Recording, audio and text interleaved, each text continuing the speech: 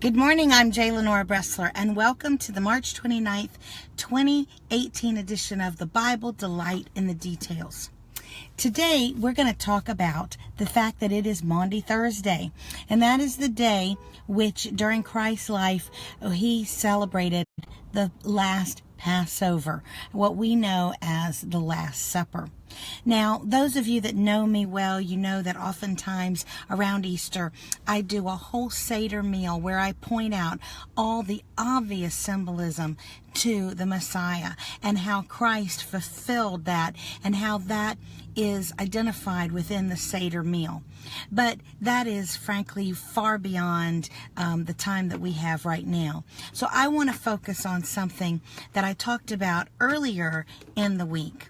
And that is, you may recall that we talked about that on Palm Sunday, not only was Christ being welcomed into the city as using the very same language that people were greeting the actual Passover lamb, the little lamb, as he was being selected on that day of selection, but also that it had a connotation of a political kingship.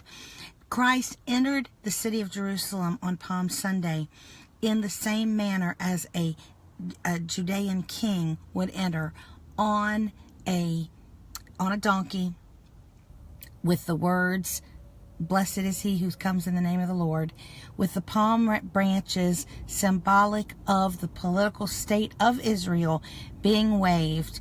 It was, and he was going to the temple as if he were going to be coronated. So it is obvious that the people thought of Christ as a potential king. In fact, we know that there were people that were crying out for him to establish himself as a king, as a political king over the state of Israel.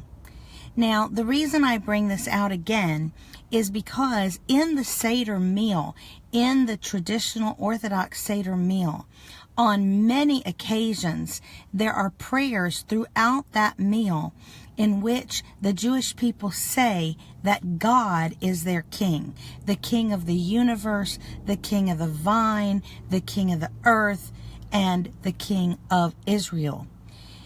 Interestingly, however, in less than 8 hours after the Jewish people would have been saying those prayers in the Passover Seder meal, the Last Supper, they were being asked by Pilate what they wanted done with their so-called king of the Jews. And it is very instructive what they yelled back. "We have no king but Caesar." This was within 8 hours of them declaring over and over in the Passover Seder meal that their king was God himself. It reminds me of the time when Samuel was so upset because the people were demanding that they be given an earthly king so that they could look like their neighboring countries. And Samuel realized this was a rejection of God as the king. And he didn't like this and he didn't want to do it. And he tried to argue against it. And the Lord told him, "Samuel, they are not rejecting you. They are rejecting me."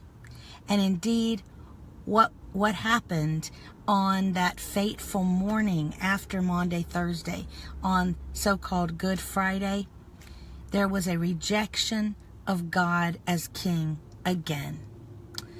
One day, there will be no more rejection, and everyone on the earth will see the king come back, and this time, not just as the humble, suffering servant, but as the reigning king to take his rightful place on the throne of this world. And so, while it is a very sad statement about mankind and how we all do not give Christ the respect and the honor place that he deserves, we also know that one day we all will. And that will be a glorious, glorious day. I hope you think about these weighty matters on this Thursday as we go about our happy preparations for Easter, for there is great happiness to come. But there are significant issues that we need to wrestle with in the meantime. I'm J. Lenora Bressler.